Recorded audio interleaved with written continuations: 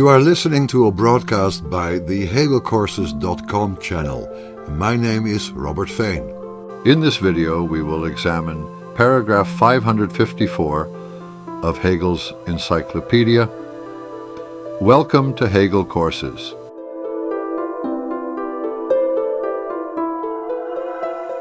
Absatz 554.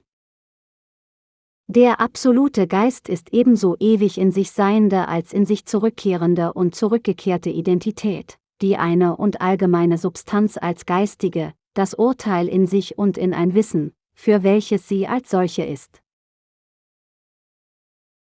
Die Religion, wie diese höchste Sphäre im Allgemeinen bezeichnet werden kann, ist ebenso sehr als vom Subjekte ausgehend und in demselben sich befindend, als objektiv von dem absoluten Geiste ausgehend zu betrachten, der als Geist in seiner Gemeinde ist.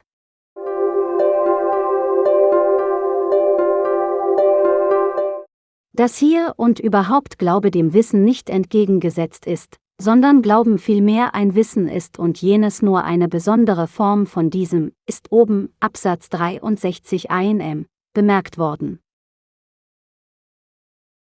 Dass heutzutage so wenig von Gott gewusst und bei seinem objektiven Wesen sich aufgehalten wird, desto mehr aber von Religion, das heißt, dem Inwohnen desselben in der subjektiven Seite, gesprochen und sie, nicht die Wahrheit als solche, gefordert wird, enthält wenigstens diese richtige Bestimmung, dass Gott als Geist in seiner Gemeinde aufgefasst werden muss.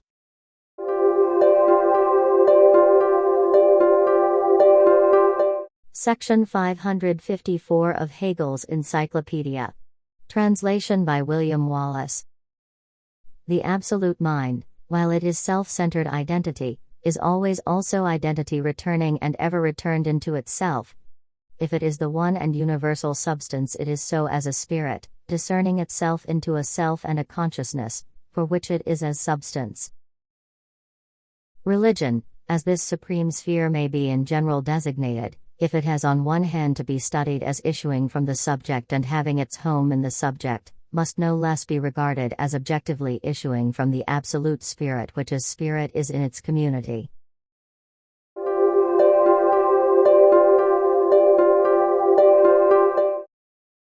That here, as always, belief or faith is not opposite to consciousness or knowledge, but rather to a sort of knowledge, and that belief is only a particular form of the latter, has been remarked already, refer to section 63, note.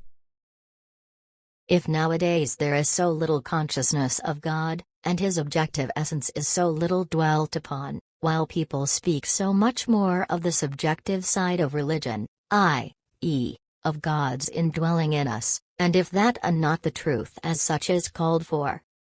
In this there is at least the correct principle that God must be apprehended as spirit in his community.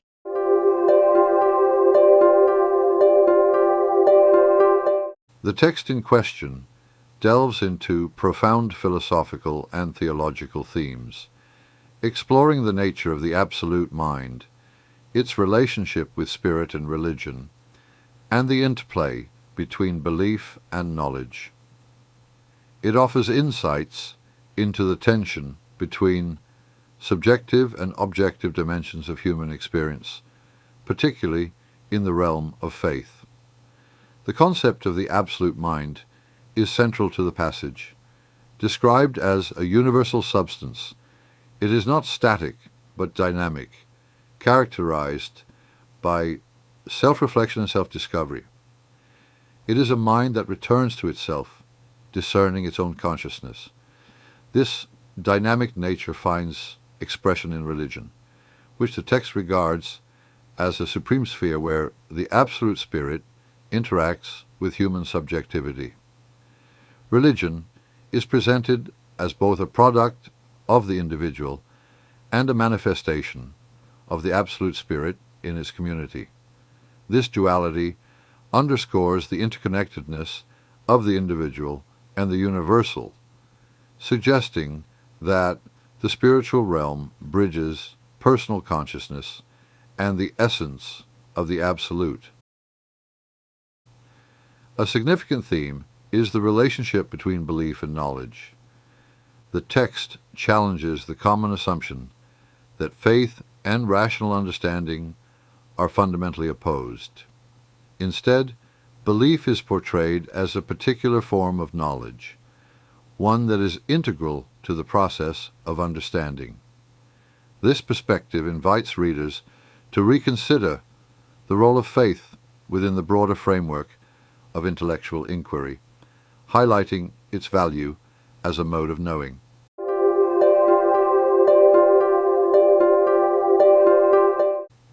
The text also critiques contemporary religious consciousness, noting a shift in focus from the objective essence of God to the subjective experience of God's indwelling within individuals. This emphasis on subjectivity reflects a modern inclination toward internalizing spirituality rather than engaging with the external reality of divine truth. However, the text recognizes that this subjective turn is not without merit. It aligns with the principle that God must be apprehended as spirit in his community.